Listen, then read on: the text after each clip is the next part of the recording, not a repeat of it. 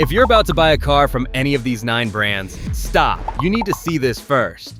One has 12 to 14 months to survive. Another lost $4.5 billion in a single year. And 4 share the same parent company that's collapsing right now.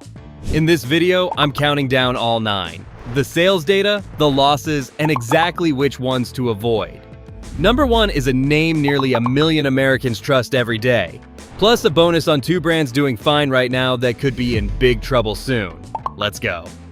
Number 9, Maserati. Global sales dropped 57% in 1 year, from 26,600 to 11,300.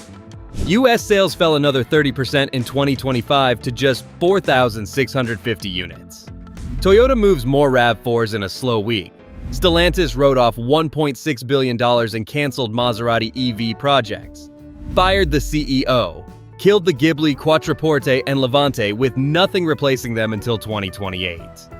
The electric supercar? Canceled too. Now, if you're tempted by a used one, I get it. They look great on Carvana for 30 grand. Don't do it.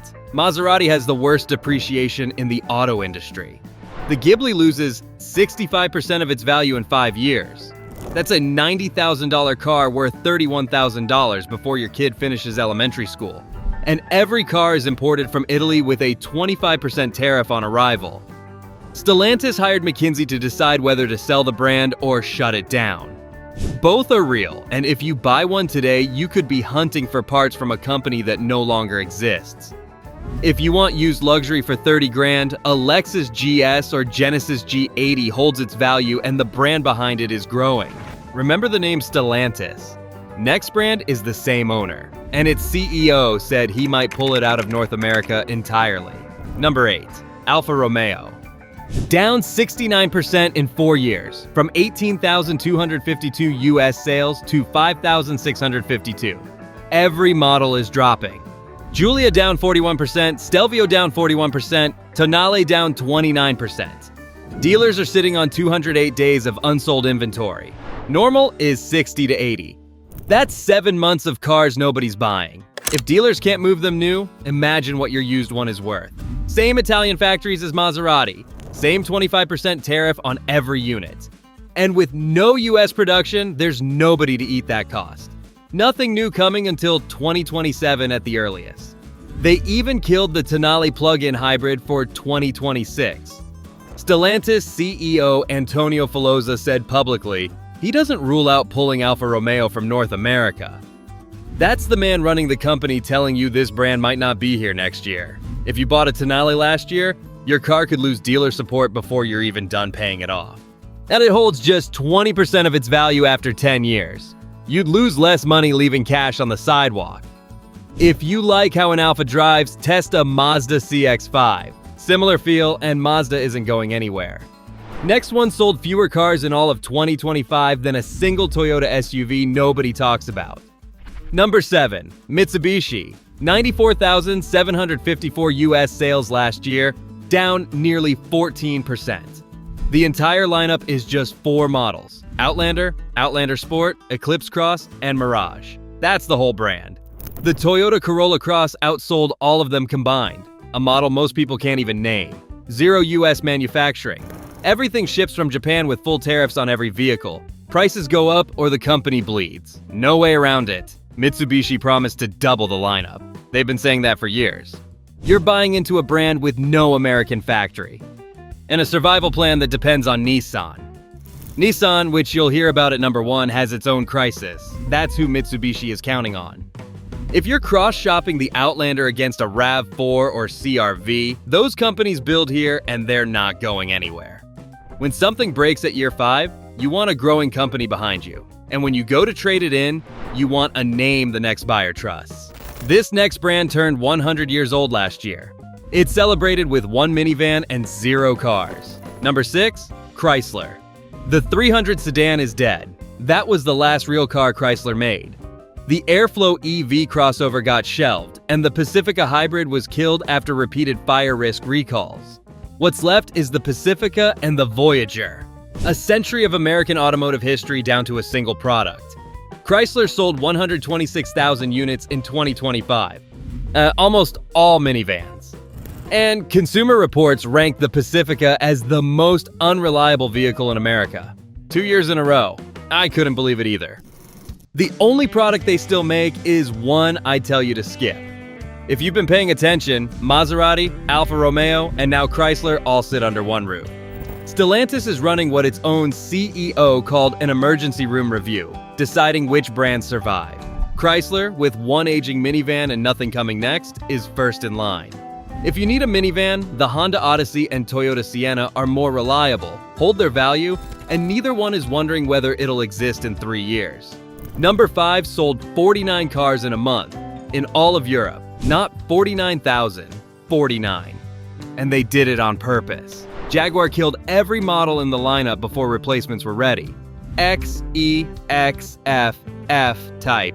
E-Pace, I-Pace, F-Pace. All gone. European sales down 97%. The plan is to come back as an ultra-luxury electric brand. Bentley money. $125,000 and up. That's 3 times what most Jaguar buyers have been paying. First new model won't reach customers until late 2026. That's over a year with nothing on the lot. No car company has done that outside of wartime. Management admitted only 15% of current Jaguar owners will come back. They're chasing buyers who don't exist yet, with EVs. After the government killed the $7,500 tax credit last September, it gets worse. The I-Pace has the worst appreciation of any vehicle in America, 72% gone in 5 years. That's $51,000 lost on one car. Dealers are handing back Jaguar franchises and begging for Land Rover inventory instead. If you own a Jaguar right now, good luck finding a tech who knows it. If you want used luxury, a Lexus RX or Acura MDX gives you the feel without betting on a brand that might not come back. If this is helping, hit subscribe. Top 4 is next. Number 1 is rated junk by every major agency on Earth. And the bonus? 2 brands that look fine right now, they're not. Number 4, a luxury brand that peaked at 235,000 US sales. Last year it sold 52,000. That's a 77% drop. Infiniti. Genesis, a brand that didn't even exist during Infiniti's best years, now outsells it by 30,000 units. In the early 2000s, Infiniti was the Japanese luxury brand people actually wanted. Now, it's an afterthought. The lineup is vanishing. Q50 sedan ended in April 2025, QX55 dies in December, and the QX50 is being phased out. By 2026, you're looking at 2 models, the QX60 and QX80. A brand that used to compete at every price point is down to 2 SUVs and a prayer. Dealer profits dropped 70%. The QX80 loses 65% of its value in 5 years. Try walking into a dealer to trade one in at year 3. The offer is going to sting. And here's the real problem. Infiniti is owned by Nissan. Every model, every warranty, every part runs through a parent company that's fighting to stay alive. If Nissan folds, Infiniti disappears the next day. Lexus sold 345,000 vehicles last year. The NX alone outsold every Infiniti model combined. Same money backed by Toyota. I don't know why you'd go the other way. Number 3 killed the 2 cars that made it famous, then watched half its sales disappear. Dodge. After 2023, they killed the Charger and Challenger. Imagine being a Charger guy your whole life. Then watching the company replace your V8 with an EV nobody asked for. Charger went from 34,754 to 2,141. Challenger from 27,056 to 1,800. Half the brand gone.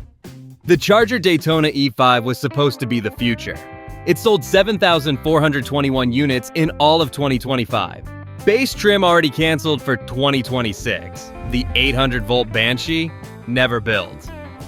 The Hornet SUV dropped 54% and got suspended because import costs made it too expensive to sell. There is a bright spot, and it's the Durango. It climbed 37% to 81,000 units, best year since 2005. The Hemi Vive 8 is coming back for the 2026 Durango. A new Charger with the Hurricane Inline 6 started production in December, and SRT got revived. But even the Durango runs through Stellantis, and I wouldn't bet a 5-year loan on a company losing 21 billion euros.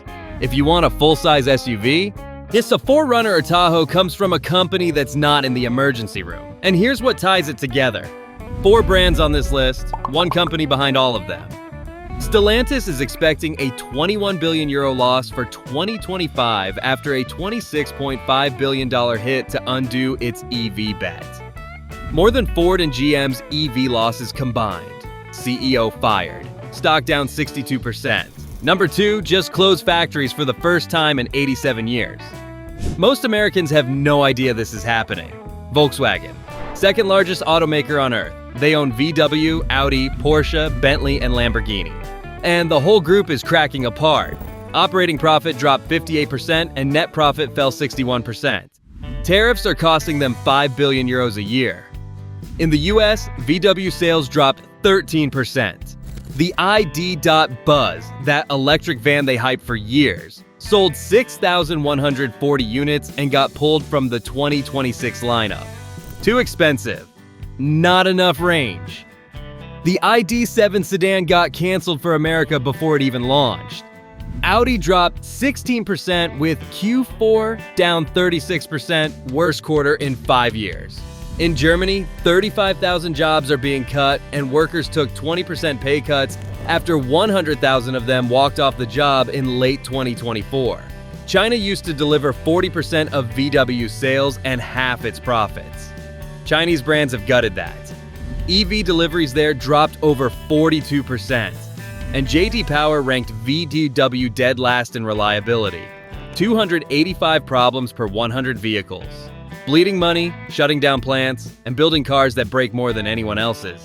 Pick 2 and it's bad. They've got all 3. If you own one, keep an eye on dealer closures in your area.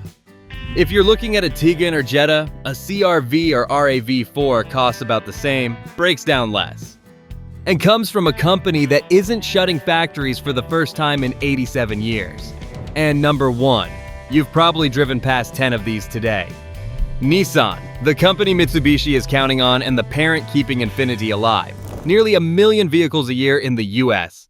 Rogue, Altima, Pathfinder. They're everywhere. And in late 2024, a Nissan insider said the company has 12 to 14 months to survive. The numbers back it up. Nissan lost $4.5 billion last year after being profitable the year before. S&P, Moody's, and Fitch all rate Nissan as junk, high-risk debt. Those are the companies that decide if a business can borrow money, and they're all saying Nissan is a bad bet. No other major automaker on earth has that label. Not one. 4 CEOs in 8 years. The first one was arrested and escaped Japan hidden in a shipping container. The last took a 50% pay cut and resigned after the Honda merger collapsed. Honda wanted to be in charge and Nissan walked away. Now they're on their own. New CEO launched a turnaround plan. 20,000 jobs cut, 7 plants closing worldwide, and they sold their own headquarters just to rent it back. 0 hybrid models for 2025, while Toyota and Honda couldn't build hybrids fast enough. Titan truck dead, GTR done. Ariya EV pulled from America.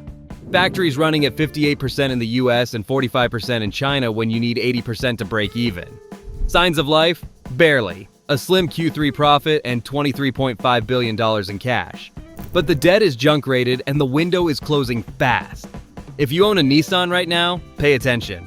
When a company is in this much trouble, warranty claims slow down and parts get harder to find. If you're shopping for a Rogue or Pathfinder, the cars might be fine, but the company writing your warranty is in the fight of its life. A CR-V, RAV4, or Tucson costs about the same and comes from a company not fighting to stay alive. Worth thinking about before you sign. 2 more brands you need to hear about. They look healthy today. One of them has a problem nobody is talking about. Subaru. Sales are strong and the fan base is fiercely loyal, but profits dropped 82% last year. Every single Subaru sold in America ships from Japan. No US factory, no fallback. If 25% tariffs hold through 2027, every Forester, Outback, and Crosstrek jumps $5,000 to $8,000 overnight. That's hundreds more a month that most buyers can't swing. Nobody is talking about this yet. Buick. Number 1 in J.D. Power reliability 2 years straight with 9 quarters of growth. On paper, everything's working. But 3 of 4 models are built in South Korea and only the Enclave is made here. GM already killed Buick in Australia, the UK, and most of the world. They've done it before. The US is its last standing market. One cost-cutting round and it's gone again. That's the list. Which brand surprised you the most? Drop it in the comments. And if you want to know what's worth buying right now, I did a video on 7 hybrids that make EVs look like a mistake, right here.